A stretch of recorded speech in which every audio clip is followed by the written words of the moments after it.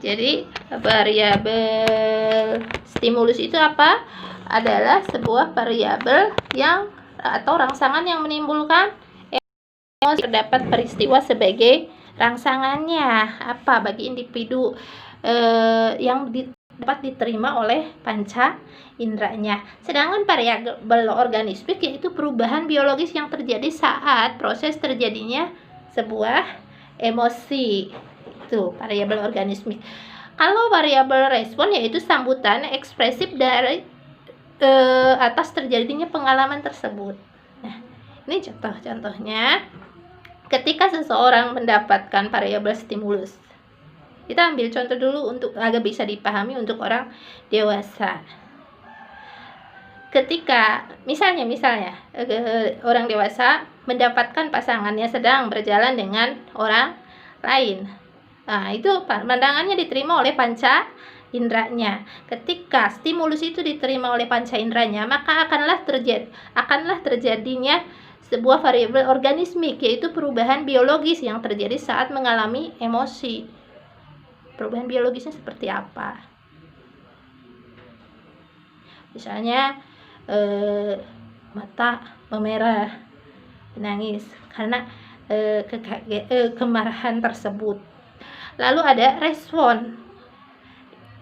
Di variabel ketiga ini, variabel respon akan merespon sesuai dengan seberapa dia bisa mengelola emosinya.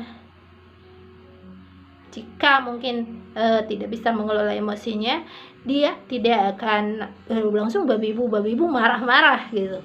Tapi untuk seseorang yang bisa mengelola emosinya, dia akan mencerna dulu. Ketika melihat stimulus seperti itu rangsangannya, mencernanya seperti apa, bertanya dulu siapa, lagi jalan dengan siapa. Itu. Jadi untuk yang ketiga ini sesuai dengan seberapa ia bisa mengelola emosinya. Untuk contoh anak-anak, itu untuk contoh dewasa bisa dipahami. Untuk contoh anak-anak, misalnya ketika seorang anak mengalami stimulus rangsangan emosi, gurunya tidak bisa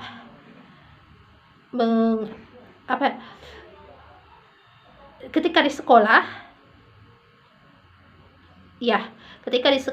ada beberapa mainan, situasi kejadiannya seperti tadi, ada 3 mainan.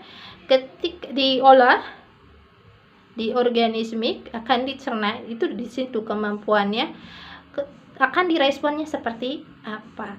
Ada yang menangis karena tidak mau mainannya untuk orang lain berbagi, ingin untuk dirinya sendiri. Ada yang di pojokan pasrah aja, ada yang marah, dan ada yang legowo. Ayo kita berbagi mainan tersebut. Itulah contoh mekanisme terjadi emosi. Kita lanjut ya ke pembahasan mengenai